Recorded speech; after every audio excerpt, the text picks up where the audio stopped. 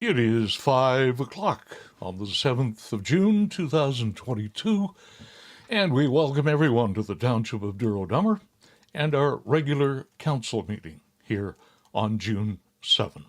And of course, we all know the Zoom situation. We ask you, if you want to offer a comment or question, please use the hand that is built into your Zoom. I'm going to call the roll so everyone is aware of the members of council who are in attendance. First of all, Deputy Mayor Moher. Here. Thank you, Carl. Councillor Watt. Present. Councillor Landsman. I'm here. And Councillor Watson. Also here. Also joining us, our CAO, Alana Arthurs. Alana, a wave from you. Martina Chade-Hartwig, our clerk. Martina is here. And we have Paul Creamer as well, our treasurer. Paul, good to see you. Brian Fawcett, our chief building official, is also with us. Is Chuck or Jake with us? They would be here. Oh, there's Jake. You can't hide from us, Jake. We see you. Good. Jake Condon, our manager of Public Works. So with everyone in attendance at 5:02, I'll call the meeting to order. And we respectfully acknowledge that we're on the treaty and traditional territory of the Mississauga and Anishinaabe, and we offer our gratitude to the First Nations people for their care for and their teachings about our earth and our relations. May we honor those teachings. Please join us all for a moment of silent reflection.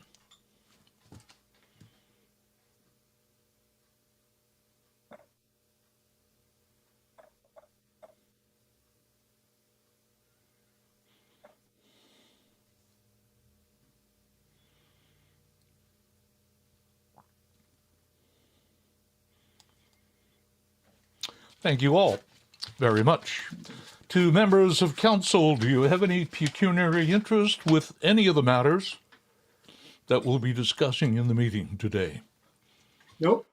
Okay, all heads have nodded no.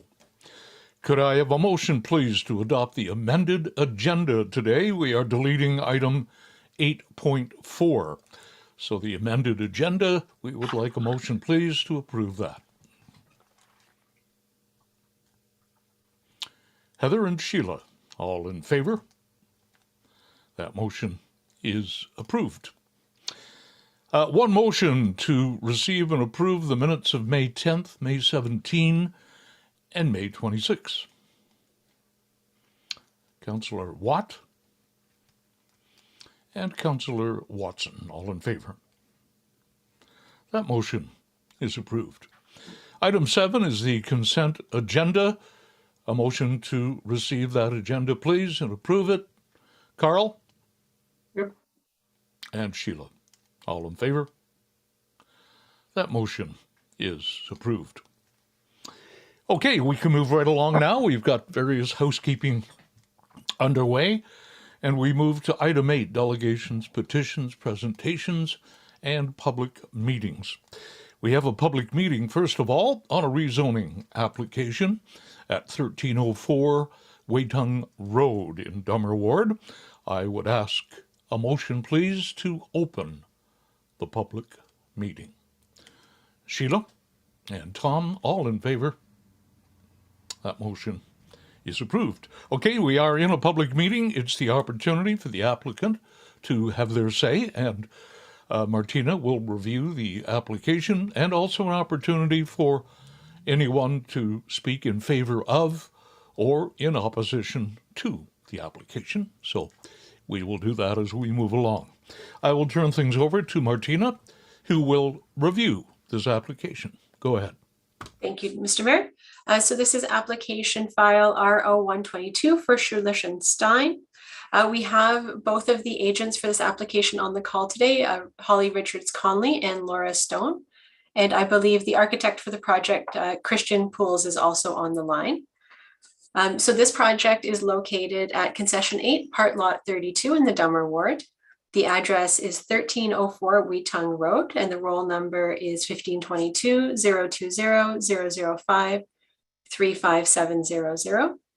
Notice of the public meeting and complete application was given on the 13th day of May, 2021 via first-class prepaid mail and email as prescribed under the regulations of the Ontario Planning Act. The owners have applied to amend the existing zoning of parcels of land in Part Lot 32 Part Lot 32, Concession 8 in the former Township of Dummer, which is now the Dummer ward of our township. The land in question is currently zoned limited service residential zone. The effect of this bylaw amendment is to create a special district to recognize the existing water setback of 16.6 meters, 54.6 feet, and to allow for the existing dwelling to be demolished and rebuilt. Any future development on this site will need to conform to that limited service residential zone regulations going forward. It should be noted that the parcels of land in question, 1304 Weetung Road and the vacant parcel to the east, are being merged together to facilitate this project. Staff believes that the application is in conformity with both the provincial policy statement and the growth plan. Submitted with this application was a topographical survey indicating that the proposed development will be located outside of the floodplain of Stony Lake.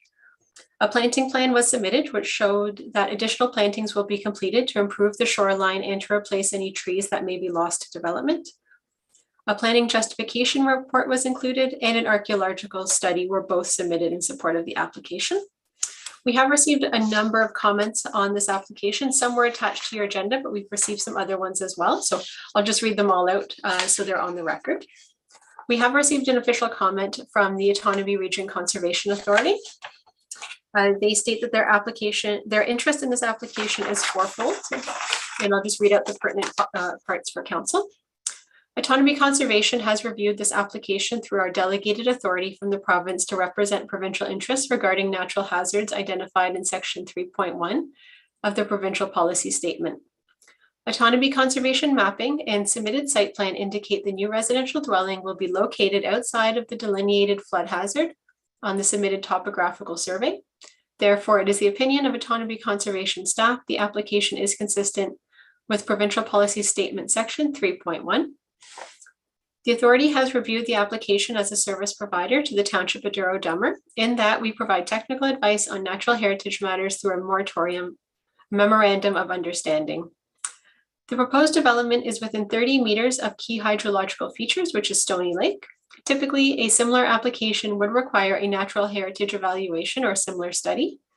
However, as this is for redevelopment of a shoreline property, Orca staff recommend a planting plan be submitted for review to address growth plan policies 4.2.4.5 B through C. And a planting plan was submitted with this application.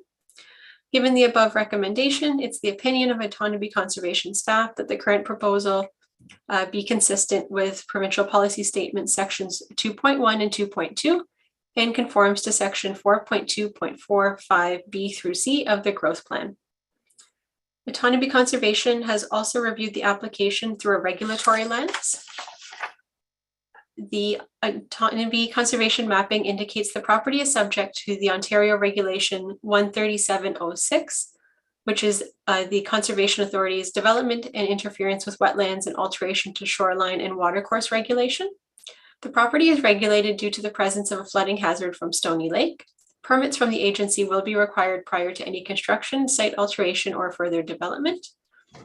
The application was also reviewed in consideration for the Clean Water Act. It was determined that the subject property is not located within an area that is subject to the policies contained in the plan. From the public, we've received a number of comments.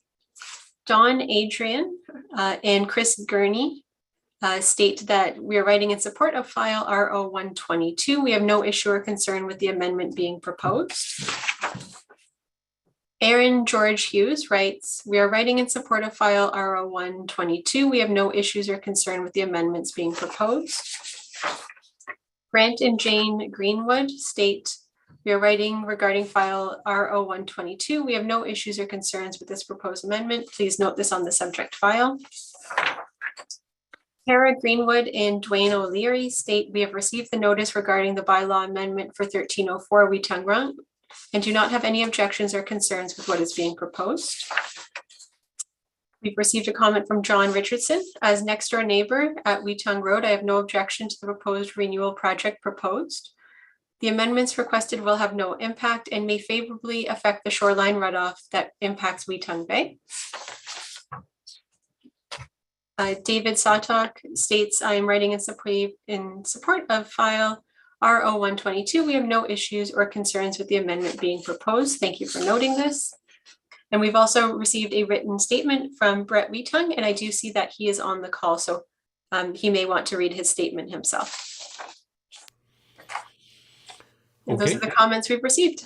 Good. Thank you very much, Martina, for reviewing the application. Now, Holly and Laura, I believe you're on the line. No strangers, that's for sure. So I will let the two of you speak about the application, and then we'll move on from there. So whoever would like to take the ball. Through you, Mr. Mayor, my name is Holly Richards-Conley, and I am the agent on record for Judy Schulich and David Stein. As you've noted on the call, along with me is Laura Stone, planner with Kevin Duguay Community Planning, and Christian Paulus, who is the architect on the project. I just want to highlight a few things. This project is a tear down of an almost 100-year-old cottage and the rebuild of a new cottage for David, Judy, and their children. The new cottage is maintaining the existing water setback. We will not be encroaching any further into the water yard on this property. The house location, although within the 30-meter water setback, was chosen strategically so that the septic was as far away from the water and to the rear of the property. The new cottage is a low-profile, single-story dwelling to be located in and amongst the existing tree cover on the property. As you can see in the attachments on the agenda, a planting plan was submitted showing that already significant tree coverage exists on this property. The Schulichs and Steins have also committed to increasing the tree coverage on this property once construction is complete. The shoreline on this property is naturally vegetated and will remain so. In the areas that are slightly less vegetated, more native trees, plants, and shrubs will be added. Alongside the application and the planning justification report, you likely saw that we've also completed an archaeological assessment, and this did not result in any discovery of material of cultural significance. Laura, Christian, and I are here to answer any further questions that you or council or any participants may have. Good. Thank you very much. Laura, were you going to speak at all or just be here for questions?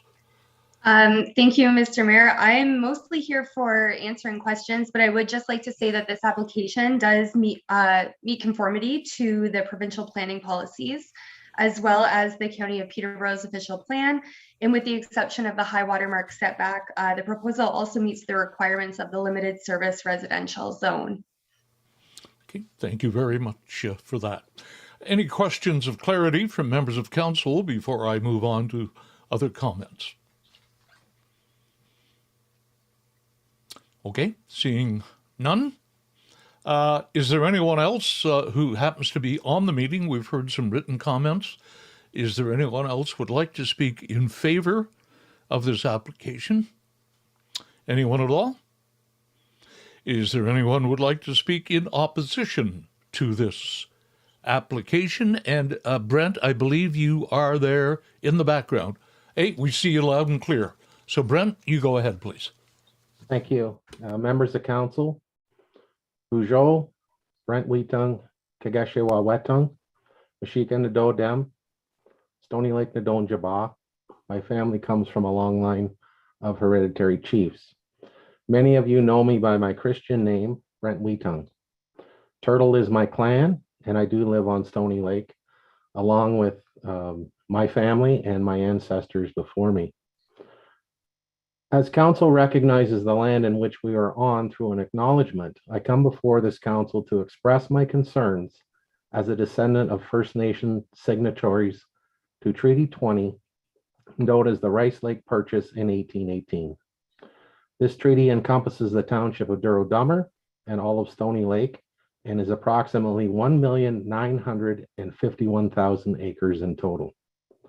A notice of public meeting was posted regarding the amendment of existing zoning to allow the current structure to be demolished and rebuilt under application R0122. There would be a change from limited service residential to a newly created special district. As council has a fiduciary obligation under treaty, I'm requesting that you carefully consider this application and all those that may come after it Proper planning is not solely about creating an additional large tax base for the per property. It must consider whether Stony Lake can continue to absorb large-scale developed cottages within a very sensitive lake environment. When an older cottage is torn down, it brings a multitude of changes. There is usually an expansion on the usage from seasonal to permanent residence. The original footprint usually sees an expansion to create a large-scale developed home, complete with a double, triple vehicle garage. Outside architects are brought in with absolutely no connection to the lake, and designs become more urban-like with flat roofs, glass walls, and windows that affect our bird population. The shoreline may become further developed over time with additional sand beaches, adding weed mats and lake bubblers. Older growth trees are cut down. The environment is subjected to continuous construction noise, excavators, rock hammers, and dump trucks. Lake water quality can also be affected from manicured lawns with additional herbicides and construction runoff. These resulting effects have significant effect on the lake ecosystem itself. Spawning grounds for fish move. Turtles and frogs are disrupted. Bigger cottages mean bigger boats, bigger wakes. Destruction of our migratory bird nests and loon population are on the rise. Green space is becoming extinct. The old traditional cottage on Stony is also becoming extinct. Harvesting for food under protected treaty rights becomes even more difficult for us who have a constitutional right to do so. When my family brings to my attention what they see as overdevelopment and that their future as treaty signatures is being affected, it is time to bring concerns about increased changes with special district development to the forefront. As our family and descendants have been longtime occupiers of land around Stony, we have seen many changes for the good and not so good. I encourage council to make positive decisions that will provide a safe, continued way of life for the next 7 generations to come after us. I ask council to place a moratorium on new builds until a study is done on the impacts to Stony Lake itself. Thank you. Thank you, Brent. Very solemn words. We appreciate your comments. Any questions from members of council? Any questions at all? Okay, is there anyone else who would like to speak in favor or against this application? Seeing no hands, I will therefore ask for a motion to close the public meeting. Heather and Tom, all in favor? That motion is approved. I thank everyone for their comments, and we'll be dealing with that under bylaws a little later on in the meeting. Thank you all very much for that. Okay, moving right along now, we go to our next delegation under 8.2, and this is a request from St. Joseph's School in Douro for financial support to replace the existing playground equipment. Nicole Sullivan. Nicole, there she is. Long time no see. It's nice to see you. So if you could contain your comments to 10 minutes, we'd appreciate it. Thank you. Go ahead. Thank you. Hello, Township Council. I want to thank you for allowing me to attend this evening. A little background on St. Joseph's School. The school is the only school in a small and close-knit community of Douro. The school is a location of a before and after school program facilitated by Compass Early Learning Center, a non-for-profit organization. During the COVID-19 school lockdowns, CELC has also provided emergency childcare to frontline workers under the direction of the provincial government. St. Joseph's Catholic Elementary School is a school that supports a diverse group of students with varying special needs. Sorry. The school has welcomed these students with a focus on being inclusive and accessible. St. Joseph's School Douro is looking to replace the current inaccessible and broken playground with a playground equipment that can be used by all student and community members. Several of the students who have special needs are no longer able to interact on the playground equipment due to physical restrictions and limitations. The students' diagnosis include Down syndrome, Cornelia de Lange syndrome, Sturge-Weber syndrome, and cerebral palsy.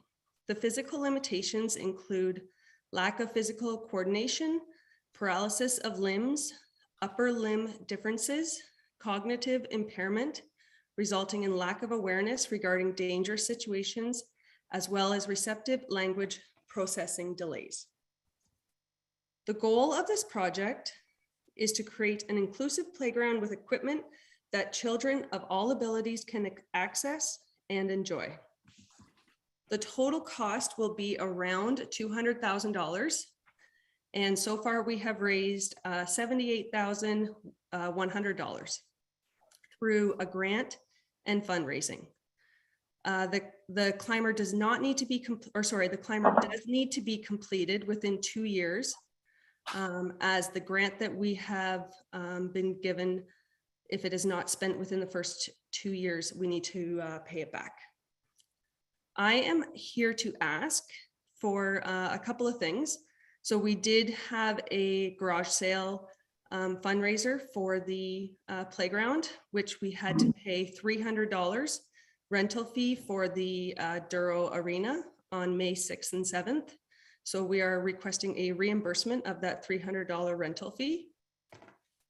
In the past, we do believe that the Douro Fire Department has done yearly charities and are requesting that if they would be interested in donating that money this year to the Douro School and keeping those funds within the community, as well as the township put in your 2023 budget, donating funds towards this project that will benefit all members of the Douro community. I want to thank you for taking the time this evening. The volunteer committee with the Douro School understands that COVID has put extra strain on local businesses and the financial support of many communities. But something that has not been impacted is Douro's strong support for each other. We hope that you each understand the need for the playground and the inclusivity that Douro is. Sorry for the joiner. Oh, I'm not sorry at all. Nicole, thank you for that. That was very well done. I'm very proud of you for taking such a role on behalf of the community. Way to go. I think if we all did that, we'd be all better off. Any questions? So we divvy this up into a few areas. I do believe we could entertain a motion that we waive the rental fee from the May 6 and 7 event. That's something I think we can do right away. And the other requests, I think we could get a motion to refer it to our 2013 budget deliberations and go from there. But you've made your point wonderfully well, so way to go. Okay, let me get any questions from any members of council on the presentation. Go ahead, Tom. Yes, thank you. Through you, Mr. Mayor. Thank you, Nicole. Great presentation. And it is. I mean, anything that happens in our community is well worth looking into when it comes to our future children and all that stuff. So thank you very much. I do have a question on the fire department one.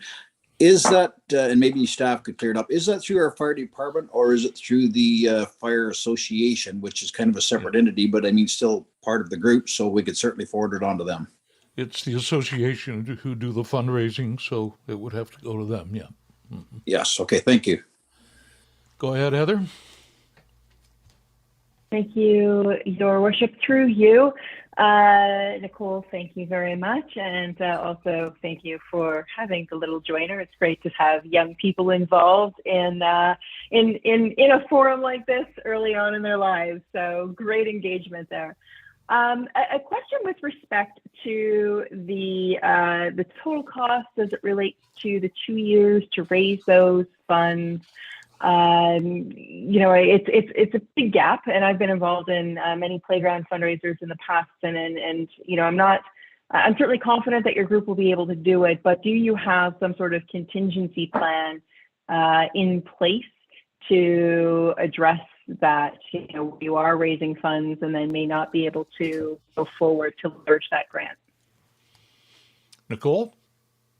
Yeah, so at this time, so the $70,000 was given to us by a grant that needs to be repaid. I believe it will be 1 year from this December coming up. So do we have a contingency plan? No. At this point, that's probably going to be our biggest grant that we get, although we are looking for other grants and other fundraising. So if we don't get the funds, and I mean, we might be overdoing it at 200,000, to be honest, but by the time we do put a platform underneath of it that is more safe for our students and probably wheelchair accessible, we will be fairly close to 200. So yes, I'm going to say no, we don't have a contingency plan at this point, or we will have to be sort of cutting corners when implementing it. Okay. No, and that's fair. Go ahead. Sorry, Your Worship, I just had a follow-up question on that of staff, and I appreciate your transparency, Nicole, around that. I wonder if in some way staff could perhaps help the committee, not necessarily backfill that contingency plan, but you know, look at alternatives or provide some resources for having something in place. And if that's something that staff, maybe through our treasurer or otherwise, may be able to assist. Oh, look at that. Our treasurer just appeared on screen. So that would be a question through to staff, if that's even possible. I don't even know. Yeah. Okay, Paul, do you have any comment? There are a number of potential sources, I'm sure. I just through you, Your Worship, one thing that does come to mind, we did just join a grant matching service. Essentially, it just keeps us up to date on all the new grants that come available. So I review that email every week, and at least, you know, in the very least, I can now keep this on my radar that if I feel like there's a grant that's available, I'll definitely pass along the information, because we're getting all the new grants within the province. And so, you know, now that I know that there's this group and they're trying to raise money, it'll definitely be helpful for me, and I can forward along any information and assist to the best I can. I mean, we have our own grants and projects that we're trying to stay on top of, but you know, to the extent that I'm able to, I'll help out. Excellent. So Nicole, hopefully you can leave your contact information, and Paul can continue to be in touch with you. Absolutely. We're here to help you every way we can. Carl, go ahead. Thank you very much, Nicole, for your presentation. And you know, perhaps your young one, this could be an introduction to a future council member in the years down the road. I think one thing I'd like to mention is I encourage whatever grant opportunity we have. And I think you don't want to fall into a false hope, because this particular location is used extensively by non-school people after hours and also on the weekends. So as you drive by the place, the location on the weekends, you'll see a number of local kids there taking advantage of what is there now. And also, just to remind council and to present it further, is we're going to be dealing with a site plan here later in the meeting that's adding 4 classrooms to this area. So this gives you an area of what the magnitude of the young families that are choosing to grow up, have their family raised in this area. So I encourage whatever cooperation we can, whether help in kind with some of the red tape that they will be faced with. I would encourage that as well with staff. So thank you, Nicole, for the initiative, and good luck. And Thanks, Carl. Good. Okay. Thank you, Carl. Final comment, Sheila, go ahead. Thank you. Through you, Nicole, that was a lovely presentation. And everybody has expressed how important it is to our community. And I think that we can just keep looking and hoping that we can come up with many different ways to fund it. I would like to make a motion that we waive the fees for the May event that took place, I believe, May 7th, you said. I'm not sure. Maybe we could just make it all one motion, Sheila, to waive the fee, to move the request to the budget deliberations, and Certainly. to send the request to the Fire Association, Certainly. all in one go. Is that okay, Madam Clerk? You're okay with that? Okay, thank you for that, Sheila. A seconder to the motion, please. Tom, Oh, Tom, go ahead. All in favor? That motion is approved. Nicole, thank you very much. And what's the little one's name? Her name is Avon. Avon, thank you Avon, very yes. much for being with us. You pay attention more than others do. So that's great. Thank you very much. Thanks so much, everyone. A motion to receive the delegation, please. Carl and Heather, all in favor? Good. Thank you very much.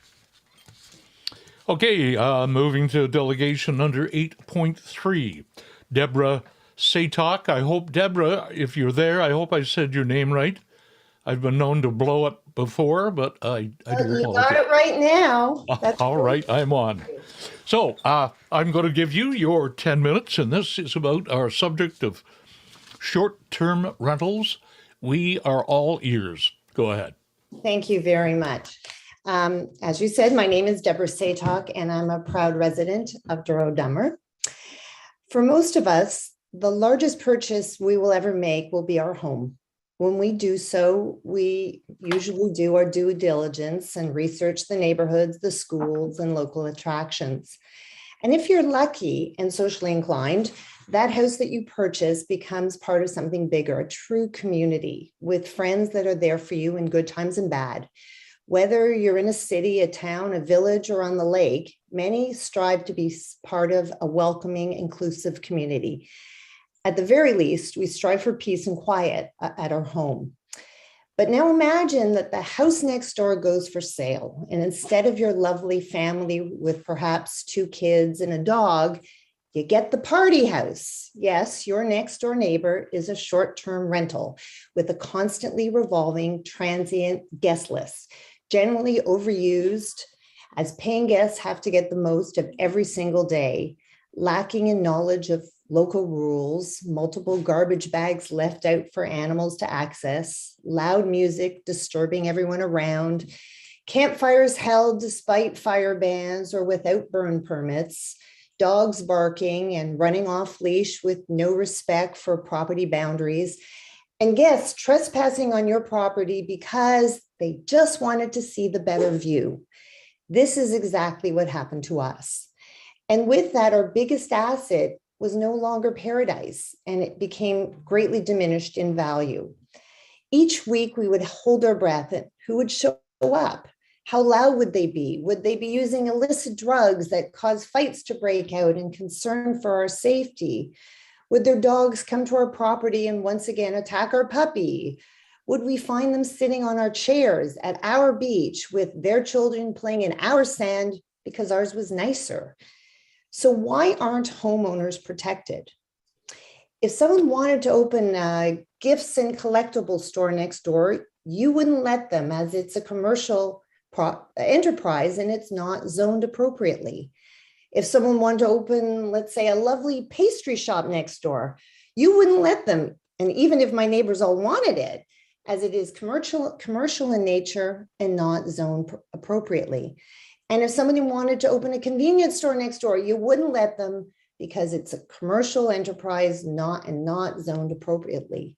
And yet we have allowed for internet-based, faceless check-in lodging with uncontrolled numbers and no safety or fire standards at all, even though this is commercial and not zoned appropriately.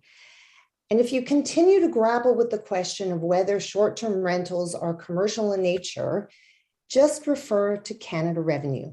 The CRA has clearly defined short-term rentals as anything under 30 days and specifically requires that they charge HST. Ma and pa rentals, by the way, are not required to charge HST. So Revenue Canada has already done your work for you. How can short-term rentals be anything but commercial if HST is charged? And clearly, commercial operations do not belong in residential or shoreline residential areas. It's really that simple. It's time to do the right thing and recognize that short-term rentals have no place in residential neighborhoods. And it's also time to recognize that if something should happen, a fire, an accident, etc., that the municipality is complicit because they are looking the other way and have failed to maintain the health and safety standards that are required as part of the official plan and the municipal bylaws. As it stands now, you're condoning short-term rentals that fail to have adequate smoke detectors, fire extinguishers, and proper accessibility for people with disabilities. And you're using your resources to police these establishments that usually do not pay their fair share of taxes, nor conform to the rules and regulations that you insist other vacation properties abide by. It's no secret that perhaps the number one goal of planners all over the province is to increase the housing supply and especially affordable homes. Short-term rentals exist in direct opposition to this goal. An operator of a short-term rental can afford the likely bidding war over a property as their rental income will always make it an attractive option. Would-be homeowners will lose out as they cannot afford these properties at any price. These commercial operations have made communities that allow them even less affordable. At one time, it was suggested that a fine be imposed when complaints are made against a short-term rental. I've had several owners of short-term rentals laugh at this cost, as this is a cost of doing business, they said. After all, what is a $300 fine when you earn over $5,000 per week and some more? Licensing similarly has its drawbacks, huge drawbacks. With this scenario, Douro-Dummer would truly own each and every issue.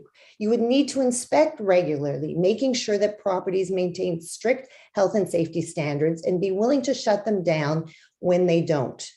You would have to test the drinking water, ensure adequate septic bed performance, make sure the properties have sufficient smoke alarms and batteries, of course, and that fire extinguishers are present as well. Do you really want to go down this route? Douro-Dummer was badly impacted by the recent storm. And despite thousands of downed trees, split hydro poles, lack of power, loss of property, we got together and we showed our resiliency. Neighbors helping neighbors, and often strangers helping strangers that became friends. A neighbor plugged into another one's generator, or sharing freezer space to avoid spoilage. Those with chainsaws working together to remove downed trees from local roads and allow vehicle access. And who was missing from this experience? Short-term renters who all fled back to where they came from when the power went off. They are not part of a community. They do not care about our community. And with an election coming up, I would add, they don't vote. Shortly after the storm, I visited the wonderful Lakefield Home Hardware. I love that store. It was gratifying to watch locals being helped by the friendly hardware store staff as they stocked up on materials to help with the cleanup. And the local Lions Club was outside selling raffle tickets, once again being supported by the community. And missing again, short-term renters who do not support the local economy at all. And while I can cite many reasons why short-term rentals are harmful to the community, sometimes comments are made that they bring economic benefits to the community. I have read a lot on this subject, and I have never found any such factual research to support this notion. In contrast, we used to watch the renters arrive with several vans full of food and alcohol, not purchased locally. The rest of us who do own homes here shop locally and do our best to support the local economy. Please don't make comments like that going forward unless they can be substantiated. And let's not get hung up on ma and pa rentals out there that do so to help pay their property taxes. Many of them have rented responsibly for decades and rarely elicit complaints. We all know that this isn't what this is all about. It's about commercial businesses, often numbered companies that are buying up properties and making a fortune while they diminish the community and impact others' right to quiet enjoyment. In the past, a summary of case law written by the retired planner, Gordon Knox, was submitted to council, which I think is really useful. I suggest you read it. In his research, Mr. Knox details how so many municipalities in Ontario have grappled with the problem of short-term rentals and the many variations of bylaws they've imposed. While no single one-size-fits-all single solution is noted, the general outcome has been to restrict short-term rentals to areas of proper zoning and principal residences. Let's remember that the origins of Airbnb was to rent out principal residences with the owner on site. This is no longer the case. These are faceless transactions where the owner hardly ever meets the guests. Many of the owners live outside the province and even the country. It would have been nice if 20 plus years ago, the authors of your bylaws would have been able to predict the rise of the short-term rental. If so, they would have written very robust language that protected us all. And while it is true our municipal bylaws could be improved, you already have the tools in your tool chest to act. Case law repeatedly has held that short-term rentals are commercial enterprises, and commercial enterprises do not conform to residential zoning. End of story. If they are illegal, why are we going around and round in circles and not just putting an end to all of this? I urge you to prevent short-term rentals from operating within communities where the zoning does not permit it. Because otherwise, any one of us might wake up one day to find that party house next door. I really appreciate your time. Thank you. Thank you, Deborah. All I got to say is wow. I've never heard the argument expressed so well. Deborah also made a presentation at County Council, and I was quite proud to brag that you were from Douro-Dummer. So I thank you very much for that. Now, we're on the subject, of course. We're hoping at our next council meeting to get a very in-depth report with all kinds of legal opinions, taking some of Deborah's ideas into account. Alana is leading the charge, our CAO. Alana, perhaps you can give us the little short-term roadmap so that we can indeed deal with this, please. Thank you, Mr. Mayor, and thank you, Deborah. We certainly are trying to look at all of the options and engaging with our legal representatives and looking at how other municipalities are dealing with them. You're right, there is not a one solution for every municipality. We will have something coming back to council on June the 21st. That is our intent, as long as we don't hit any roadblocks along the way. And Deborah, I can assure you that we will take your comments into consideration and have those conversations with the lawyers so that we can respond to you. So thank you. Thank you, Deborah. Any questions from members of council before I ask for a motion to officially receive that delegation? Go ahead, Sheila. Thank you. Through you, Your Worship. That was an excellent presentation, and it's a good thing we have it on YouTube because people could watch it and learn a lot from it. Thank you. Thank you. Okay. Thank you very much. I would like a motion, please, to receive the delegation. Heather? Sheila? All in favor? Thank you. That motion's approved. And Deborah, thank you very much. I'm proud of you. Thank you. Way to go. Okay. We move along now to item 9. Capital project status for June of 22. Who is going to take that on? Is it Jake? Here, Jake. Are you there? No, Alana? Go ahead. Thank you, Mr. Mayor. That's just an update on what we're currently working on. If there's any questions, I'm happy to answer them. Okay, good. Any questions on that report, which you've had in your package? Go ahead, Sheila. Thank you. Just through you to either Jake or Alana, the revisiting the County Road 38 Boulevard maintenance and sidewalk and shoulder maintenance is going to be revisited in 2022. Will that be earlier than before the snow flies? Do we know? Through you, Mr. Mayor, maybe I will ask Jake if he's put any thought into that as of yet. I know we have some other snow removal issues that we're going to be bringing.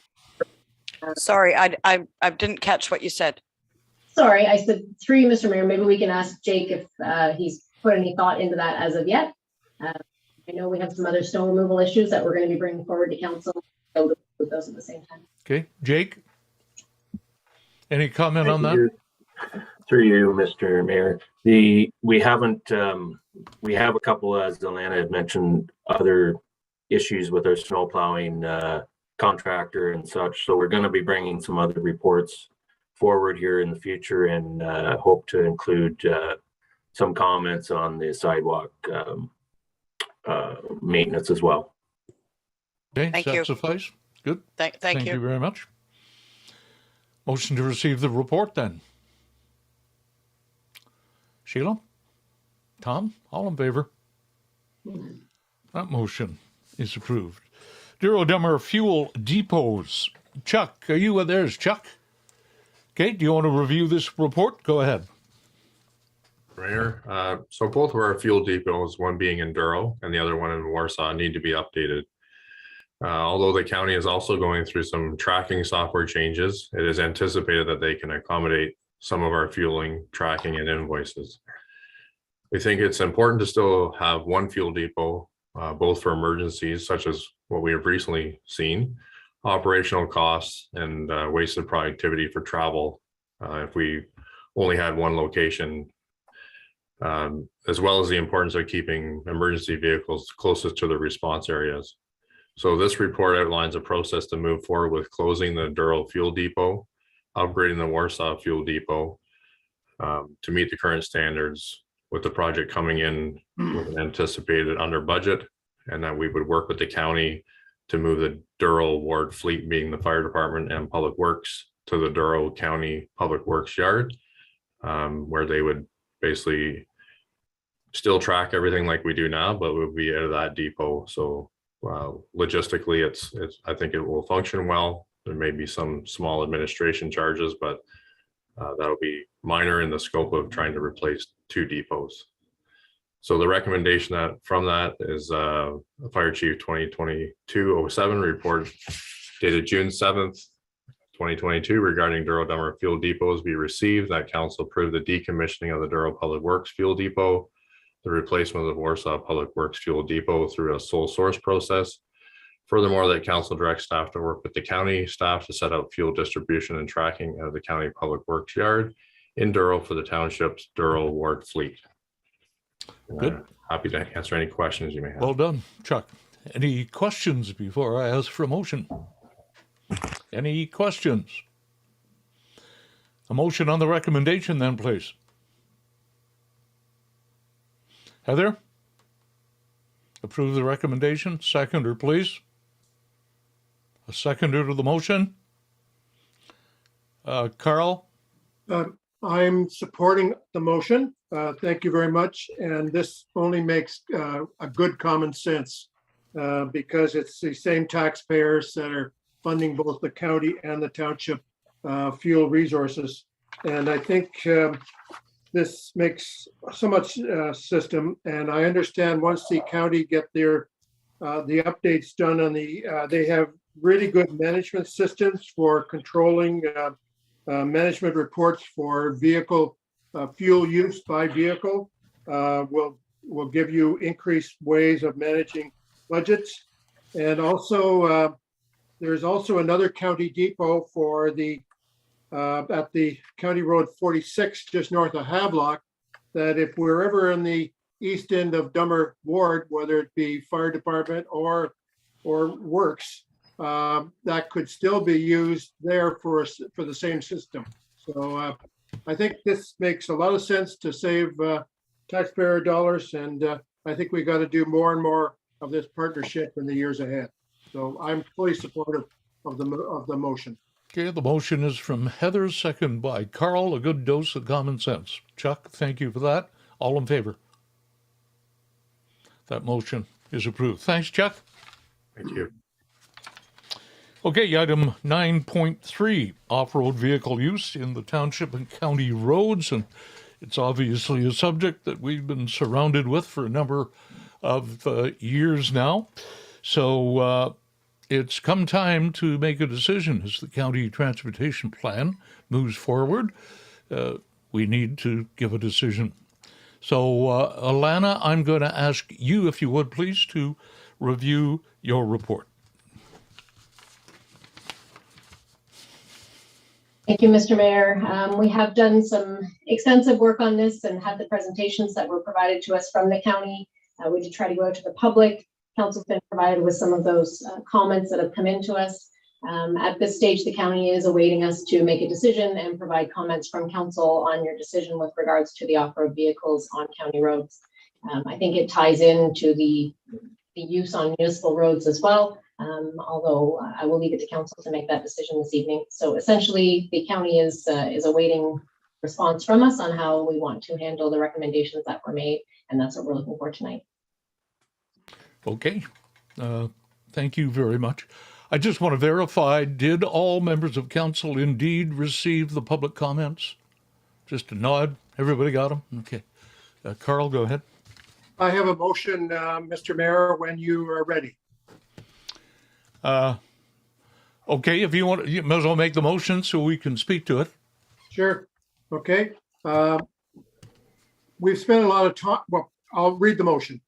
Whereas the abbreviation of ORV stands for off-road vehicles, and further that a large number of off-road vehicles manufacturing companies have a sticker posted on their units reminding owners that units are for off-road use only. And further, that the overwhelming opinion of Douro-Dummer residents has been against any expansion of ORV use on township and county roads. And further, that Peterborough Public Health see high risk of accident and death with use of off-road vehicles. I move that the Douro-Dummer do not support any expansion of off-road vehicles permitted use on township or county roads in Douro-Dummer Township. And further, that an exception for agricultural and trapline maintenance use of off-road vehicles on roads to continue as permitted under that appropriate section of the Ontario Highway Traffic Act. That's your motion. And I have, and I would ask for a recorded vote. And I also have further input if there's a seconder. Do we have a seconder to that motion? Sheila has seconded the motion. Go ahead, Carl. Yes, I just remind council, 2 days ago, there was another person killed in Huntsville. And there's about 100 people a year that are killed on ATVs, and many of those are on the road.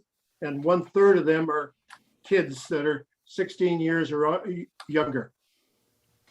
Thank you, Carl. Okay, it's time to speak to the motion before we call for the recorded vote. Go ahead, Tom. Thank you. Through you, Mr. Mayor. I know it's been an ongoing question for a long time. I kind of thought, if I get just for clarification first, that this is only for county roads. This has nothing to do with our township roads. This is just for the county roads that they approached us to deal with, correct? No, not in Carl's motion. Carl, can you verify your motion? Yes, I think it came through loud and clear during the public meeting and whatever, that once you open up either township roads or county roads, you're opening up all roads because there's access that's required.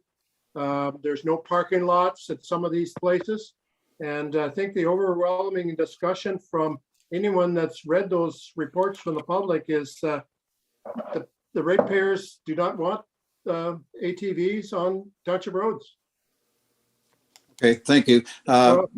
Because reading this, I just reading it, I thought it was the county thing that we were replying to, and that was it. The one roadway was just county roads all the way down through to County Road 38 and across 8 and so on and so forth. But anyhow, that's regardless.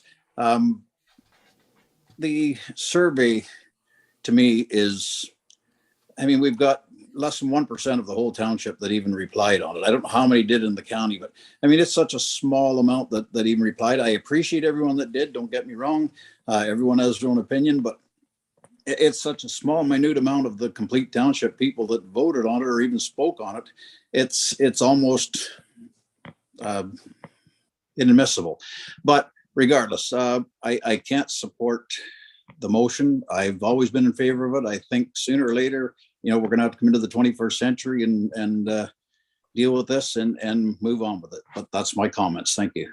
Anyone else want to speak to the motion, please? Oh, your little hand is the wrong little hand, Sheila. Go ahead.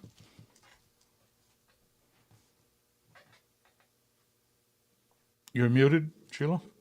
Thank you. Just, pardon me, following up on Carl's comments, those are the exact comments that I had with regard to speed and with regard to all that was discussed in the motion.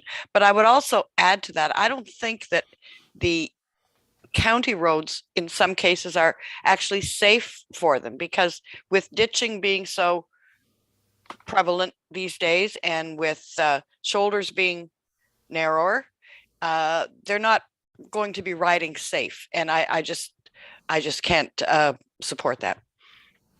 Thank you, Sheila. Madam Clerk, I would ask you to conduct a recorded vote, please. A couple other comments, Mr. Chair. Oh, sorry, didn't see the hands. Go ahead, girl. Okay, just on my second comment here, whether other of my colleagues noticed that in the feedback that we received, that there's even concern on some of the 12th line of Dummer, where we do permit this, people concerned about some of the noise and speed that they've recently had.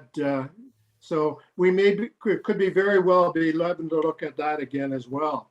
And the second thing is, one of the people supporting the motion to get them on all roads made this statement such as the ATV speed because they don't want to get caught by the police and be charged with a fine. I thought that was totally ridiculous that we would. So I guess if we're on Highway 401 and we go fast enough, we won't get caught. But I wonder if our police would have, I think they would be a little bit disappointed with that kind of attitude. Thank you. Thank you, Carl. Go ahead. Heather?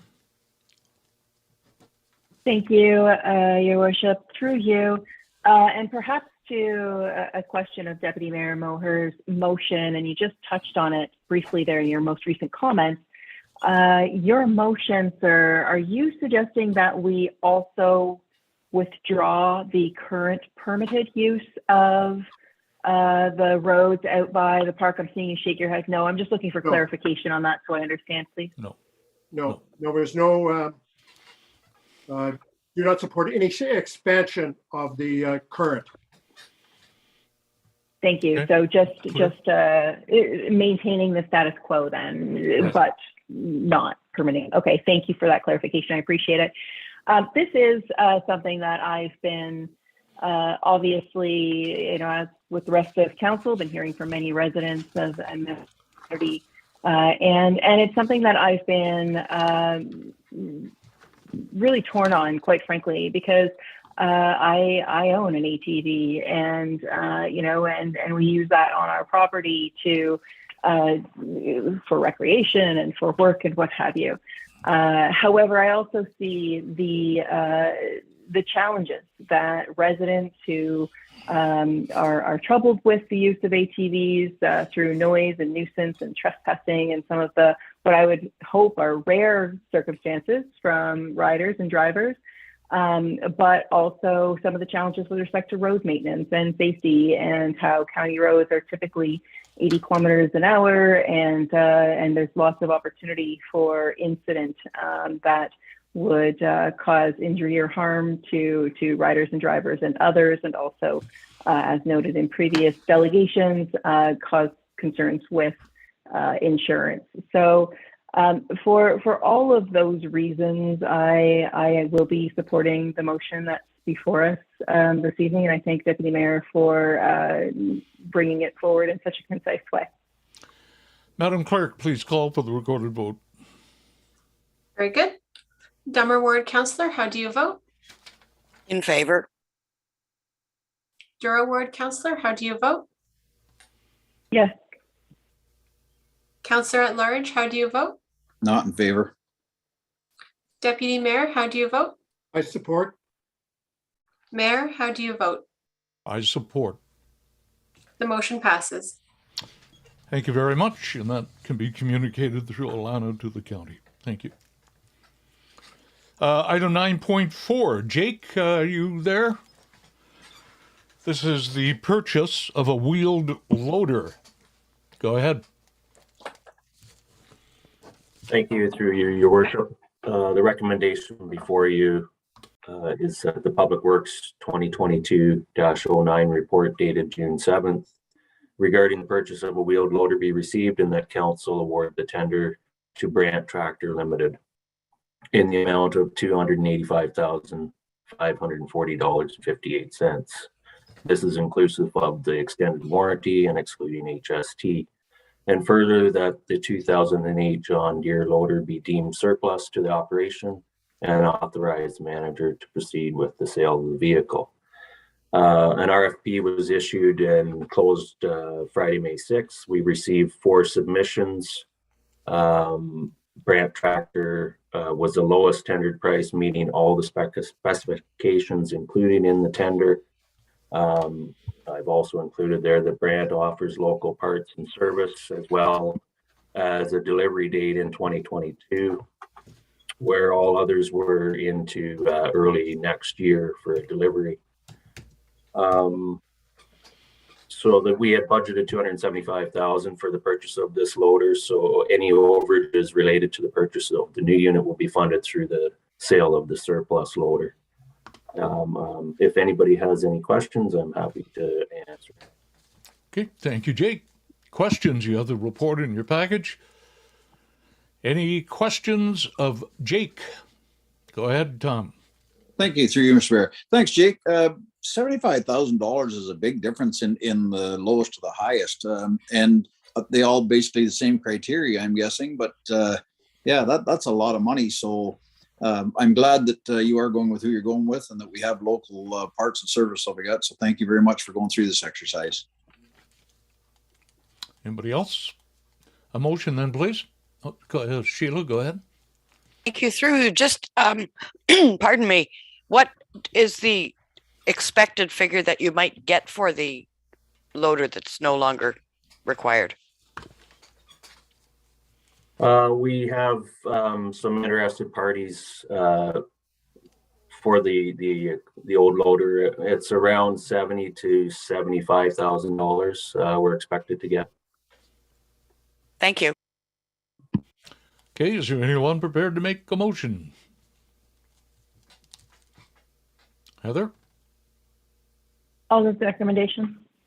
And Carl will be the second. All in favor? That motion is approved. Okay, item 9.5. This is building department volume and staffing levels. And it says that, oh no, sorry, you got your name spelled wrong, Brian. It says Brain. Go ahead. Thank you. You have the report before you. I'll just cover the recommendation first and then just discuss the matter a little bit further. So the recommendation is that the report, Building Department Report 2020-10, dated June 7th, 2022, regarding building department volume and staffing levels be received, and that council authorize the creation of 1 full-time permanent building official bylaw enforcement officer position and 1 full-time contract building official bylaw enforcement permit technician for a 1-year period, with the understanding that the building department continues to operate on complete cost recovery. So these positions are fully funded through the building department. The volume and revenue increases that we've had over the last number of years are able to be reinvested and employ staff so that we can continue to adhere to the legislative timelines and offer the level of service that's expected from council and the public. Where we seem to fall short right now is during the initial follow-up points, providing proactive responses and above level customer service when those applications are submitted. And we don't have all of the required components and documents in order to fully process the application. This leads to a delay in receiving the applications and often complaints to council. The position where the permanent position that we're looking to hire now would be to do an initial document review, provide necessary communications, and avoid this type of situation in the future. And the position would also staff the building department on Fridays so that we can further assist customers on a regular basis. While we do have Leisha in place, and she's been extremely helpful, the time required to address the volume of applications we have been receiving and the subsequent inspections far exceeds what our current staffing levels can provide. Okay, right to the point. Thank you, Brian. I think we can all agree that we've got to do something to solve this issue. Okay, any comments, members of council? Carl? Me. Thank you, Brian. I support the recommendation. However, my big concern is in these times of high inflation, quite often after periods of high inflation, a recession sometimes occurs. And I realize that applications, fees and so on covers the cost of this department. But if the fees aren't able to cover the cost of inflation, it'll be the council that, or it'll be the township of the day that has to cover that. And I guess my question would be, what avenue would we have if, let's say, it goes back to normal, back to 3 years ago, when there is a recession and there's major downturn in the economy. That and I realize that one person is only for 1 year, but if a person is on for 1 year and the trend is still high, you will be in front of the council of the day and recommending permanent replacement or permanent hiring. So I guess I would need some kind of assurances that we have an out, or maybe Alana could, maybe it's better to ask Alana how we would, or both of you comment on that concern I have. Go ahead. Alana, do you want to jump in first? Thank you, Mr. Mayor. I probably will let Brian speak to it a little more. I think he has a better idea as far as what our current volume is, as well as our surplus, and what the expected results of the current permits that we have are going to be with regard to inspections and that sort of thing for the upcoming years. So when we did chat about it, it was, and again, I'll let him speak to the particulars, but there are a number of years of inspections that will be required just to fulfill the existing permits, and then along with the expected revenue. So I think he's got probably better numbers than I do, if I can let him speak to that. Brian? Thank you, Your Worship, to Deputy Mayor Mower's question. So the resolution or the recommendation is worded on the basis that this recommendation be approved on the assumption that we continue to operate on cost recovery. So if that was not the case, if we did hit a recessionary period for an extended duration of time, say 3-4 years, where we have low permit volume, that would certainly be, the contract position would not be extended through those periods. The permit volume that we have outstanding right now, having over 1,000 applications, it's a little bit hard for us to know exactly how many inspections remain outstanding on all of those permits, but roughly it's equivalent to about 2 years of our man hours worth of inspections. So if we stop receiving permit applications, legislatively, we still have 2 years minimum of work volume left to do. So we know that permits aren't going to stop. Certainly they may slow down if we had a recession, but we'll still see work levels improve. And oftentimes in a period of economic recession, one of the first things that the governments do is try to fund and subsidize the construction industry, because it's one of the main economic drivers. So we'll likely not see that type of issue. It's more the years that follow after, which we still have a significant amount of volume to get through before we get to that point. So I hope that answers the question. Heather, go ahead. Thank you, Your Worship. Through you. I hear what you're saying with the numbers, but I too echo Deputy Mayor's concern about the long-term impact, and wonder whether or not it makes sense to have both those positions on contract positions on 1-year contracts so that we can reevaluate. And I understand the hiring market right now for building inspectors is challenging at best. and probably posting a contract position wouldn't make it easier. But hey, we've been lucky before, and I would certainly challenge that luck and have perhaps staff bring it back to council if there is a challenge. But even around the sustainability, we're not just talking about 2 new potential full-time equivalent positions, FTEs. We're talking about the space that they occupy in our building and you know, our physical resources. And I know that you're in the process of doing some expansion physically so we can accommodate our existing staff. So I'm curious about our ability to access or accommodate additional staff. Further, you know, the benefits and the support and everything that is part and parcel with that. And, you know, although I appreciate, fully appreciate the fact that the building department will be now open on Fridays should these 2 positions be created. I think that's a very critical step to be able to offer service standards to the building community. I also see that, you know, the question I have is around also reserves. And I know that was a report that you brought to us not long ago, although the date eludes me, about trying to establish reserves. So where are we in that to be able to continue to sustain those roles? So I know I've given a lot of questions there, but if you want to try and pick apart a few of those to help parse it out a little bit, I'd appreciate that. Brian, that was a long question, but tackle it if you can. I think I got the bulk of the main questions through your worship to Councillor Watson's questions. In terms of the logistics of posting a contract position, it's not likely going to be a successful endeavor. The market, as you mentioned, is very hot right now for employees. And right now, we're seeing an above average number of vacancies in building official positions, and that's not necessarily just new positions being created, that's vacancies from retirements and things like that.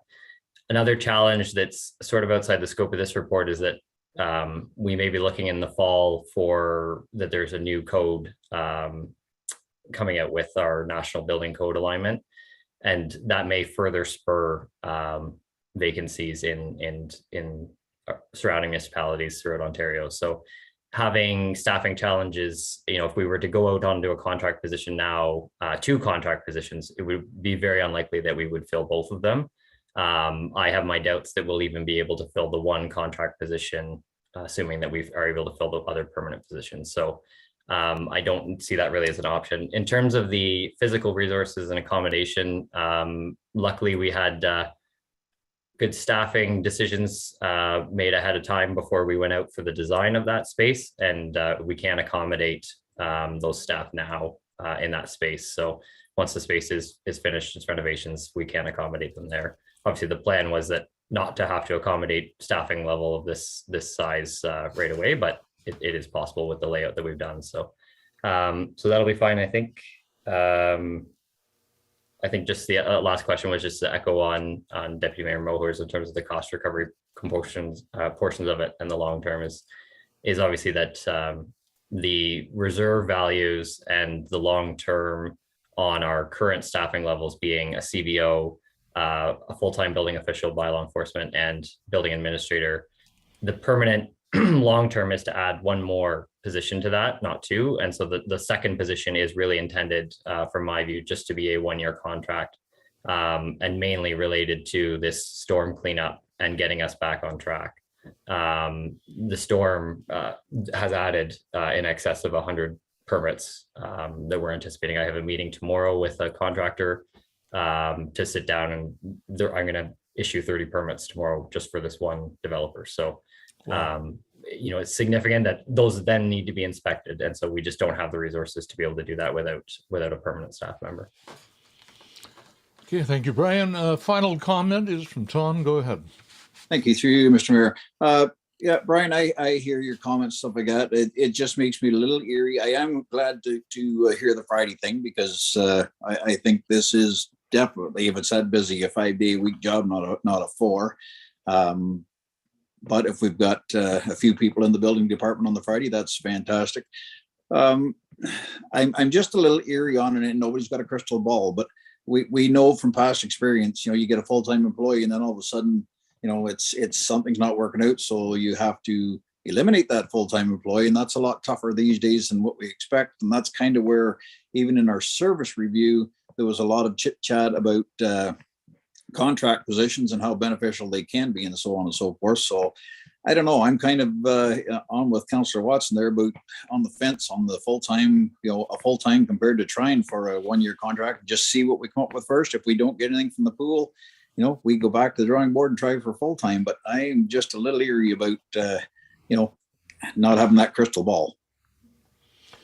Okay, I'm open to a motion. If people want to be leery, you can address that in the motion, I guess. Alana, do you want to comment before I ask for a motion? Thank you, Mr. Mayor. Just very quickly, I am struggling a little bit with the thought of a one-year contract in replacement of that permanent position.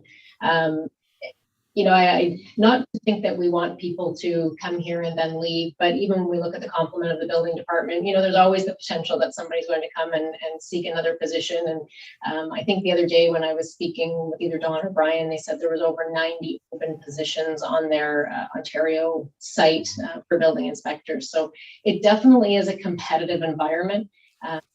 The one-year contract, probably too tight, and potentially we could put in a longer probationary period. There's a concern about a full-time employee coming in and things not working out.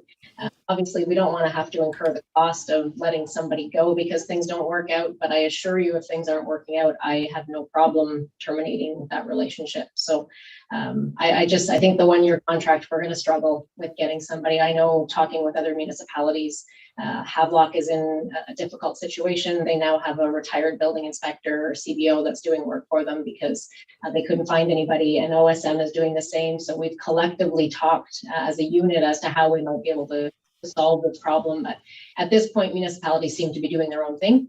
But it is a challenging environment right now to find qualified building inspectors.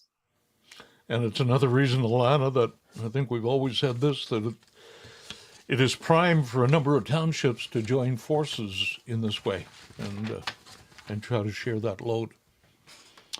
Heather, again, go ahead.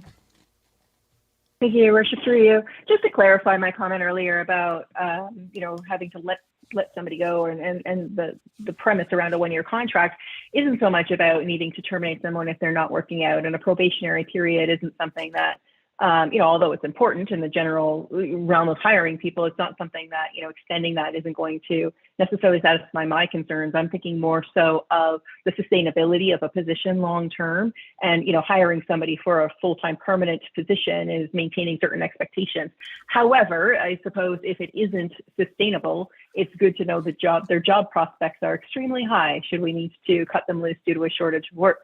It's kind of where I was going. So I'm satisfied with that answer, Alana, and and that makes sense. I understand the circumstances. Okay, Paul, are you going to add to the discussion? Go ahead. If you don't mind, Your Worship, Councillor Watson did mention some of the financial numbers and the reserves there, so I just wanted to put some clarification out there for everyone.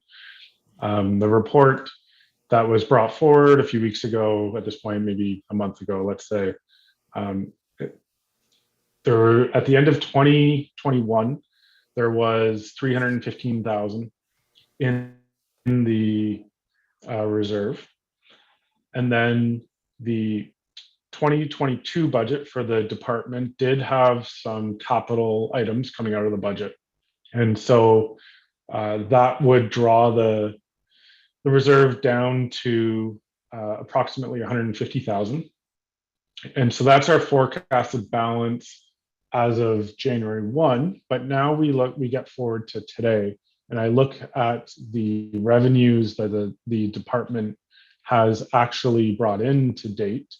We budgeted for the year 386,000, and we are already at 378,000. Wow. So I think that just goes to show, in a number sense, from a financial perspective, the volume that the department is bringing in, and that will be reflected, both in the ability to hire someone this year financially, and if the trend at all continues this year, that surplus will be quite large and be able to carry over into future years, and to the whole purpose of that reserve is to support a year in which there's a downturn in permits.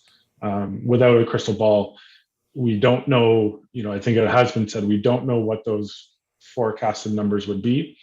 But if there is a year, 2 years, and the trend is getting pretty bad, I think the department would need to look at the needs and the ability to support it. As Brian has stated in the report, that the positions would only be there if the department can remain to be a fully cost recovered on its own. Thank you for that clarity, Paul. Carl, were you about to make a motion? Yes, I move the recommendation. Okay, that's simple. A seconder to that motion. Tom?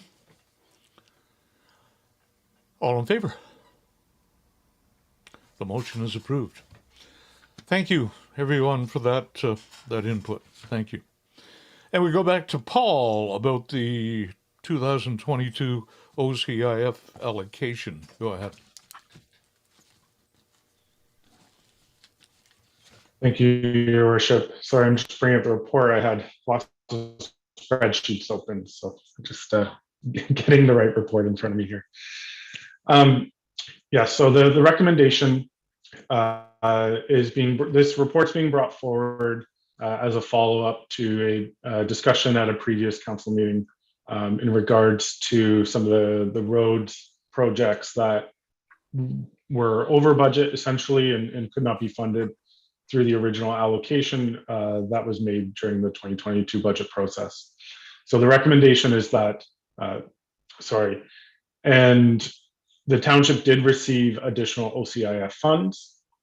To be exact, $130,283 more. And so I am recommending that $40,000 of that be used to fund the road projects that were going to be delayed. I believe it's important to stay on top of our road program, and pushing projects back just creates a larger infrastructure deficit and exacerbates it in the township. So the recommendation is that $40,000 of the additional Ontario Community Infrastructure Program funds be allocated to the road construction projects on Bradfield Road and Douro 8th Line Road. Well done, Paul. Questions or a motion, please, on that report? Carl? I think Heather had her hand up first. Okay, Heather, go ahead. Thank you, Mr. Mayor. I was just going to make the motion on the recommendation. I don't have any questions, but okay. If Deputy Mayor has questions, then a seconder to the motion, please. Sheila, go ahead, Carl.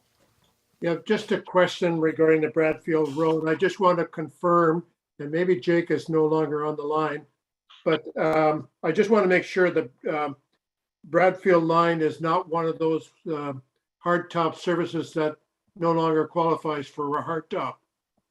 But I guess probably you would not know that, Paul.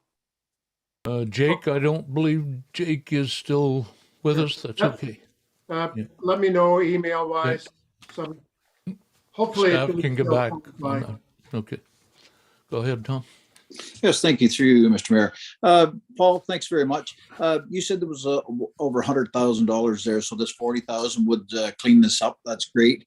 Will there be something come back to council for the rest of it on what we're doing, or has that been decided yet? I'm just kind of thinking of an earlier discussion there that, with the County Road 38 snow plowing, and Jake wasn't quite sure on that. So maybe some could go to help get that done with our sidewalks and that. So that's my one comment. And in answer to Deputy Mayor there, just a quick comment, if I could, Deputy Mayor. We do have in our policy now that gravel or any roads that were formerly hardtop were going to stay hardtop. We, the grandfathering clause, we now not necessarily this year or next year, but they were going to be grandfathered. We didn't want to go behind. They were going to come back to hardtop in a future year.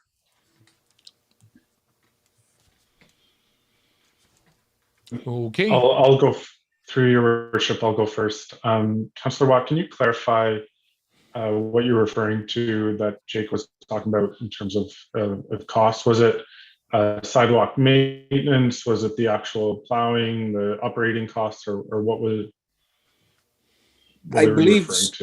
Sorry, Paul. I believe he was just, the question, I think Councillor Lansman maybe brought it up, was about the cleaning the snow off of the Boulevard on County Road 38, which has come up before, and it was going to be on this year's talks again. And she'd asked whether it was going to be early this year or later, before the snow flies. So there's been question about how to get it done and how much it was going to cost. So I'm kind of thinking, maybe some of that money could go towards us doing that. But so that's kind of where I was leading with that, if that answers your question. Sure. In the report, I outlined the through your worship. I outlined what these funds can be used for, and they are capital expenditures.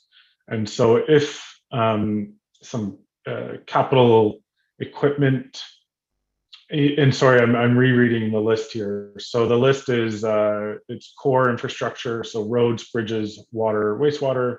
Which don't apply to us, but it could include stormwater facilities as well. And so the purchase of equipment and or the operating costs are not related to this grant. Okay, Carl. Sorry. Yeah, you're freezing up, Paul, here and there. Did you have another comment, Paul? Sorry, I didn't want to cut you off. Just in terms of the remainder of the funds, we don't have a plan as of yet. There will be future discussions. However, we are able and allowed to carry these over. So I'm saving these a little bit of, once we get some more of our tenders in and making sure that knowing the cost overages that are happening regularly. I'm saving these funds a little bit for that purpose in my back pocket, but they can be carried over to next year's budget, and I think we'll be able to come up, and apply it to the road program and do some different things with these funds at that time. Yeah, part of the budget process next time, Carl. Okay, thank you very much. Thank you, Councillor Watt. I guess my memory is failing me. I don't recall that being changed in our policy, but I'll accept that. One other comment about County Road 38. I think when that came before council, there was a number of issues with that. And I think some of that was demonstrated on County Road 29 and the Lakefield College area, where that particular, we call it sidewalk, but it's actually a boulevard.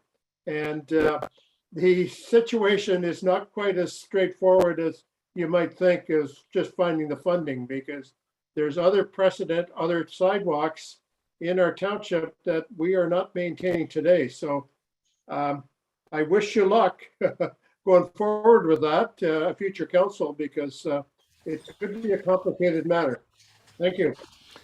Okay, if that can be discussed at a future time. We do have a motion on the floor to follow the recommendation. Correct, Martina? We're all good? That is correct. All in favor? That motion is approved. Okay, 9.8, the Asset Management Plan funding. Paul, this would be one of your favorite subjects. Thank you, Your Worship.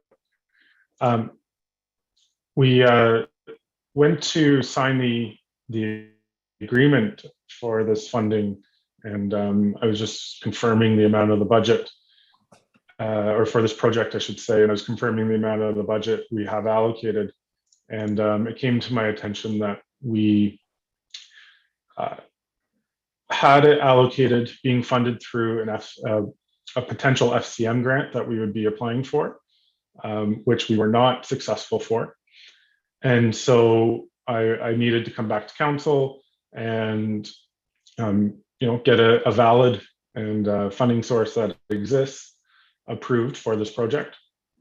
And it was almost oddly the amount remaining in the modernization fund and the amount that I needed to actually cover this project. So I needed 54,000, or 50,000 was going to be used from FCM, and there was $50,430 remaining in the modernization fund. And I should be clear that that's uncommitted funds. We do have projects in the 2022 budget that are not complete and have not been spent, but the funds from the modernization have been committed to those projects. Okay, thank you for that, Paul. Carl? I would move the recommendation, and I'll comment on it if somebody seconds it. Heather, go ahead, Carl. We don't have much choice in this asset management. Every time we apply for grants or whatever, we got to have our asset management up to speed. And if we don't, we just won't be successful in grants. Simple as that. So the province are playing hardball with us, and we've no choice. We've got to go ahead. That's absolute reality. Yep. Okay, any other discussion on that report? Call for the vote then. All in favor? Motion is approved. 9.7 is the Douro South Park Improvement Funding. Paul. Thank you, Your Worship. Again, reviewing the capital budget and capital project status, this project came to our attention. We did have an application into the federal government for a grant, with the remainder of the project to be funded through Parkland Reserve. I'm not sure entirely if it was an estimate or at the time, but the grant in the budget was funded 80% through the grant and 20% through the township. It should be, and if we are successful with the grant, will be 75% funded through the grant and 25% through the township. And therefore, we need to make up that 5% difference. I'm proposing to fund this through the Capital Project and Purchases Reserve, which in my opinion has a healthy balance at this time. Okay, thank you. Very efficient as usual. Motion, please, to receive that report. Sheila? And Heather? Okay, all in favor? Are we receiving it or we're approving it? Receiving and approving, I'm sorry. Who made the motion, Sheila? Receive and approve, right? Okay. Yeah. All in favor? That motion is approved. 9.9, this deals with St. Joseph's Elementary School, of course, a facility that we're all proud of. And this is about the site plan application that's caused a little bit of angst. Martina, I'll let you review this for us. Thank you, Mr. Mayor. So the recommendation that is before council is that the report dated June 7th, 2022 regarding the site plan amendment for St. Joseph's Catholic Elementary School be received, and that the mayor and acting clerk be given delegated authority to sign the site plan agreement once clearance has been provided from all statutory agencies. I'm happy to answer any questions that council may have or go over any of the documents that are attached. Okay, a lot of work's gone into this. It's rather critical that we get moving on this. Yep. Okay, any questions? Carl? Not a question. I'm ready for the motion. Go ahead. I would move the recommendation. Second. Very positive project. Tom, second. All in favor? Motion is approved. Very important project. 9.10, Bill 109, Martina, More Homes for Everyone Act. Thank you, Mr. Mayor. So the recommendation that's before council this evening is that the report dated June 7th, 2022 regarding Bill 109, the More Homes for Everyone Act 2022 be received, and that staff be directed to complete the following. Bring forward an updated site plan control bylaw, which delegates all site plan approvals to staff for the next council meeting. That staff prepare a pre-consultation bylaw to assist in mitigating application fee refund requirements and to have any changes in place by January 1st, 2023. And that staff work with the County of Peterborough to ensure that the language in the official plan is sufficient to ensure that the township can request peer reviews be completed prior to a Planning Act application being deemed complete. I'm sure council will have questions on this one, so I'm happy to answer anything that comes forward. Okay, I'm sure they will. Put your hand up then if you have questions on this one. Carl, you're not using your proper hand. Okay, sorry. Yeah, you should be. Sorry. Okay, that's better. Okay, am I on? Okay, we have very limited site control. And I think you mentioned in your report maybe 2 per year. Is this process actually going to add red tape versus delete red tape or reduce red tape? In light of the fact that we have very little site control? Because I think that's the overall purpose of this whole thing, is to get affordable housing up quicker without a bunch of delays. Supposed to be. Martina? Thank you. Through you, Mr. Mayor, to Deputy Mayor Moher. You're right. We only have a few site plan approval projects a year. At the moment, they do come to council for review and discussion, and then staff works on the applications and they bring back a bylaw once it's ready. This process, we will still, of course, bring the information to council for review and notice as per the changes to the Planning Act, but the actual approval will go through staff. So that will reduce at least one council meeting that the application has to go to. So that will reduce the timelines.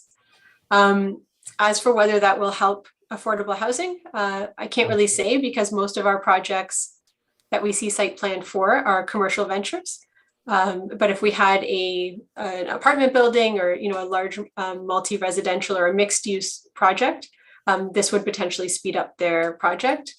When it comes to the site plan, to having staff be delegated the approval for site plan, the township doesn't have much leeway on that. The province has stated we must put this process in place, and it has to be active by July 1st. So our hands are a little bit tied on that decision. Okay. Any other questions? Go ahead, Heather. Thank you, Your Worship. Through you, with respect, Martina, to the refund of fees and that process, how will that impact how staff are now receiving applications based on, or once approved, based on how we currently process those applications? So through you, Mr. This part will definitely have a change on how staff approach applications. I guess I'll start right from the pre-consultation stage. So right now we do have a pre-consultation process in place. It is not mandatory, it's strongly encouraged. And we don't ask the public who's coming to those pre-cons to have formal submissions. So we do ask them to fill out a form and provide us a concept of what they would like to do so that we can review it. But we don't require surveys, site plans, engineered drawings, architectural renderings, anything like that, or any studies for those pre-consultations. We just do it based on whatever they can provide to us, like rough sketches and things like that. With the way that the Planning Act is going to be changing and the possibility of us having to refund fees, we would like to bring forward a pre-consultation bylaw that will make pre-consultations a formal process that are mandatory. So you will not be able to file a Planning Act application without that pre-consultation. And at that pre-consultation, we will also be requesting formal documents. So not only will we discuss the application and the proposal, but we will be asking for formal documents. And then we will also set out at that meeting the standards that those documents must meet and what that peer review process will look like. So instead of back ending the peer review, so right now we do potentially a pre-consultation. The applicant submits the application, we deem it complete, we do a peer review, and then go to a public meeting. We will, what I'm envisioning, and to comply with these changes to the Act, we will do a mandatory pre-consultation. The applicant will submit all of their documentation. The peer review process will start. Once the peer review process is complete and we are satisfied with those results, then the applicant will submit their actual application. It will be deemed complete and we'll move to the public meeting stage. So that peer review and discussion period will be moved to the front part of the application instead of the back part of the application, so that once we actually get a complete application, there's no delay in that process. So of course, we have to prepare this bylaw and kind of work through the steps and the process internally of how this will work.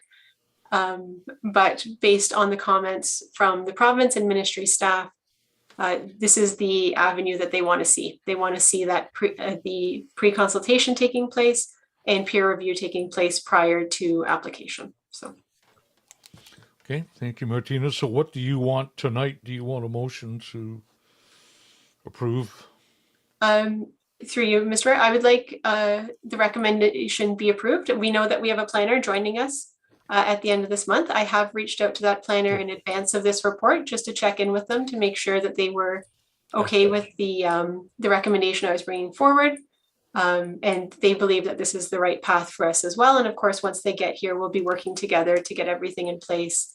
And then we'll have the capacity as well to review the Act in more detail to ensure that we're meeting all of our obligations and get all of the right processes in place. Good work. Carl? I move the recommendation, and I got a comment or a question. Seconder, please. Tom, go ahead, girl. We don't have much choice in this again with government, our bosses at Queen's Park keeping us on a straight line. My question is, page 3, you mentioned development fees or development charges. When is our next study for development charges? Is that we must be getting close to that now, or? Oh, I see Paul just popped up, so I'm hoping he has the answer off the top of his head because I'm not sure. I know it is probably coming up relatively soon. You know the answer to that, Paul? I believe I do. It's every 5 years. And I know I didn't have to do it this year. And I believe it needs to be in the budget for next year. It's on my horizon. So the exact date, I don't know offhand. But I do know that it's on my agenda to initiate the study next year. So it's soon. Thank you. It's soon, yeah. Okay, the motion is on the floor. Call for the vote. All in favor? That motion is approved. We move ahead to committee minutes, other reports. I'll accept one motion, please. This is for historical committee minutes, April 21, Planning Committee, May 27, Committee of the Whole, May 31. One motion, please, to receive and approve those minutes. Tom again. Sheila. Question? Question, Carl. Or really a comment. The historical group or committee are very disappointed with the not being able to fund restore our barns, old barns. I just wanted to, Sheila, you're our liaison on that committee. There's a collection of historical barns at Lang, just down the road here. So I would bring it up at our next meeting, and it's a great place to spend a Sunday afternoon or some day, any day, really, to go in and enjoy some of the old history. And the other thing is, ever since budget, I think last year, we've been asking for the dollars to complete the lime kiln. And I haven't seen that come back to us in any of the minutes. Is that possible that we get a kind of a realistic dollar figure? Because we'll be in the budget here very soon. And I think that was the question last year, that we were unsure about what was needed to complete that project. Sheila. Through you, yes, in answer to your last question, I have been working on it, but I have been tied up with other things. We did meet on Sunday at the kiln to see exactly what had been done, and a lot has been done. And what's in the works now is only what needs to be done to make it safe. And that's basically a grate across the top. And we have a meeting coming up next week that I would hope that we can have ideas put together for the grate. So a dollar figure perhaps to wrap it up then? Well, we have said we don't want to request more money at this point. So no, I don't have an exact dollar figure, but hopefully soon. We'll wait to hear more. That's good. Thank you.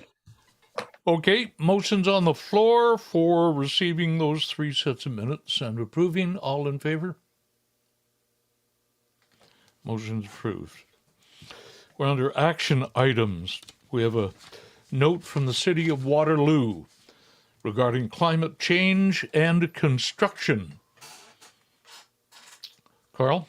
Move to receive. Receive. Seconder. Heather? All in favor? Motion approved.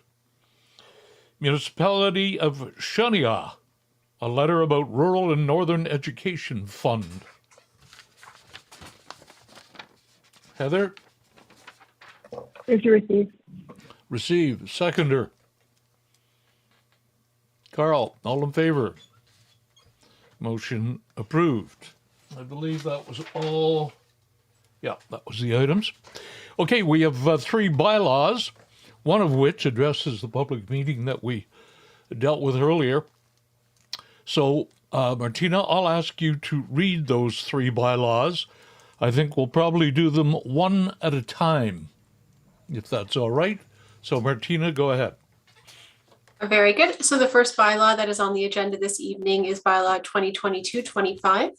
This is a bylaw to authorize a lease agreement with Waste Connections Canada for the former Stony Lake landfill site. Council had received a report at the last meeting about this and had asked staff to bring forward an agreement with the bylaw. Okay, a motion on that bylaw, please. Sheila and Heather. All in favor of the bylaw? Motion approved. Next one, please, Martina. So this is bylaw 2022-29. This is to amend the consolidated road speed bylaw specifically for Douglas Road. Again, at the last council meeting, council had asked staff to prepare a bylaw to move Douglas Road from 60 kilometers to 50 kilometers. Okay, a motion for that bylaw, please. Someone care to move it? Heather? Seconder, Carl? All in favor? That bylaw is approved. And the last bylaw, please, Martina. Yep, bylaw 2022-30. This is the bylaw to amend the zoning bylaw for file R0122, roll number 1522-020. 005-35700, which is the file that we spoke about earlier at our public meeting. Okay, a motion for that bylaw. Go ahead, Tom. I'll make a motion to approve it with a comment when I get a seconder, please. A seconder to that. Sheila, go ahead. Thank you very much. See you, Mr. Mayor. I really appreciate the work that was done on this with the neighbors and consulting and everyone coming forward to support this. Mr. Weetung put in a great, I was impressed with the report that he came back with through. A lot of the things that he mentioned, or most of the things he mentioned, I think were dealt with all the reports that we had. So I was just really happy with the outcome of this whole process. Okay, Carl? Yes, I was impressed with Brent's presentation. And I think I just want to verify with Martina, are there any issues that were presented by Brent that we should be considering in future? Whether it be official plan or zoning or whatever, because there's a lot of history on that lake. And every replacement of existing century-old cottages is a loss of some history. Is there any comment that we should be moving towards either at the official plan or future zoning to address some of the issues raised?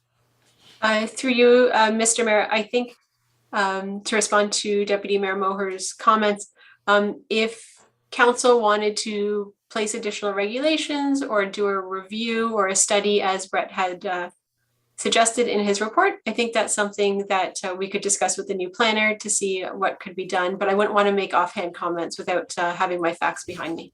Okay. The duty to consult, obviously, is a And- common process now. Sorry, through you, Mr. Mayor. We do consult with Curve Lake First Nations on all of our Planning Act applications. They're invited to all of our pre-consultation meetings, and we circulate them on all of the documents, even if they perhaps can't attend the meeting, to get comments from them. So we are doing our best to maintain a positive relationship. Good, important to do that.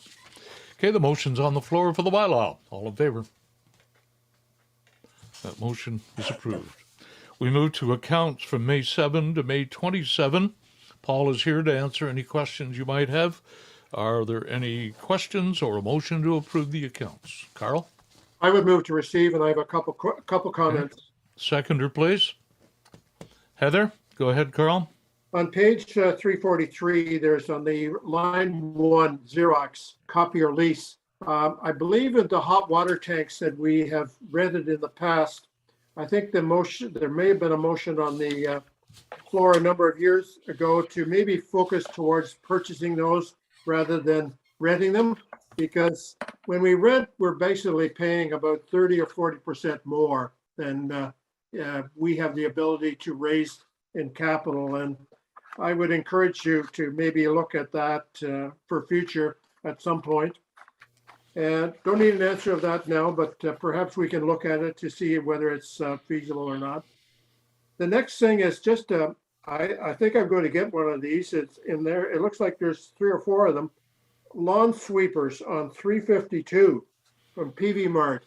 What is a lawn sweeper? I guess we have a big lot here that I cut grass, and is that going to allow me to clean up the grass after, or? I don't need an answer now. You may not know what it is either, but I just found it sounds like a good thing. Yeah, it's one of those big brush things that you put over the lawn.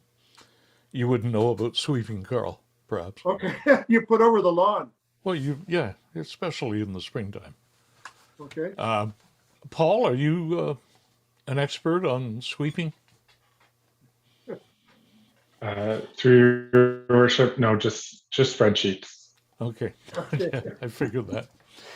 Okay, go ahead, Tom. Thank you, through your worship.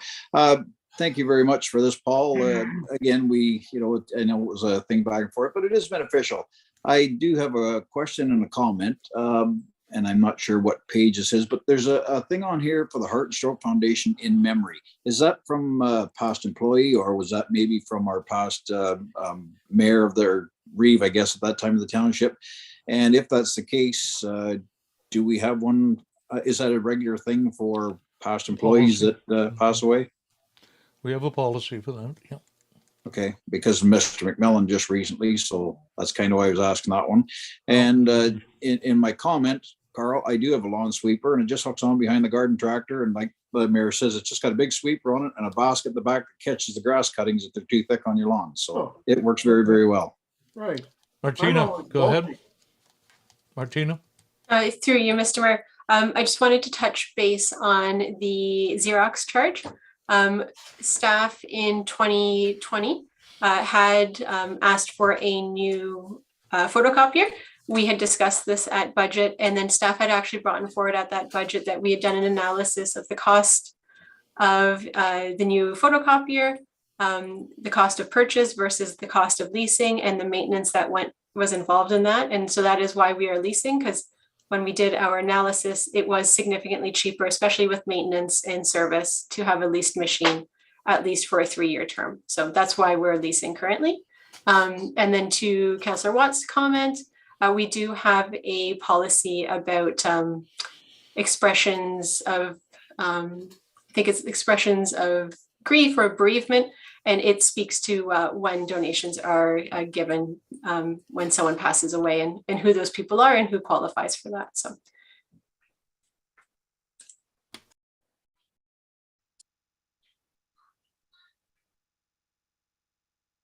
Mr. Mayor, you're muted. There. We have a motion on the floor for the accounts to receive and approve and pay and all those good things. All in favor? That motion is approved.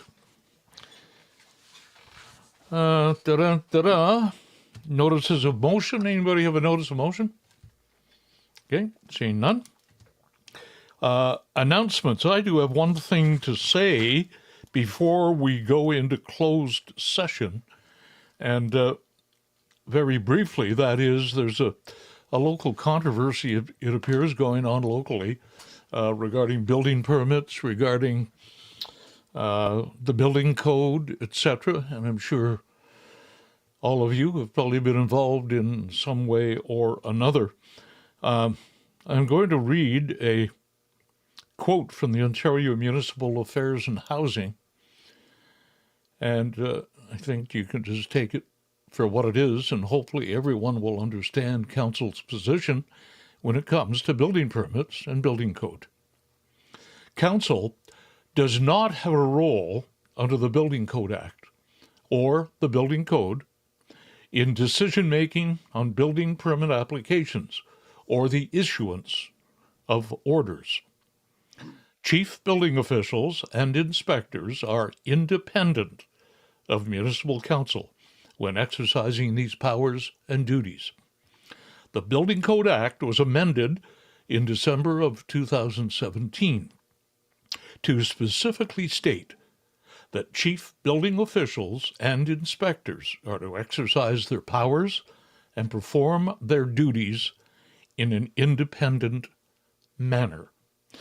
So what does this mean? It means that members of council have no power or no authority to interfere in any way when it comes to building permits and the Ontario Building Code. I just wanted to refresh everyone's knowledge about that. I would like a motion, please, to go into closed session.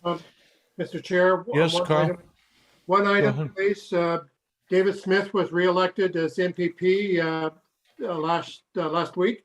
And I think as a municipal council, we should send a note of congratulations to him and wish him well over the next 4 years. Good. Make that a motion. Seconder, please. Heather? You're frozen, Mr. Mayor. What's that? I'm sorry? It may be me. I think it must be you, Carl. Yeah, you've got your hand in the air still, but you are numb. Okay, Carl has made a motion to send that letter. A seconder is Heather. All in favor?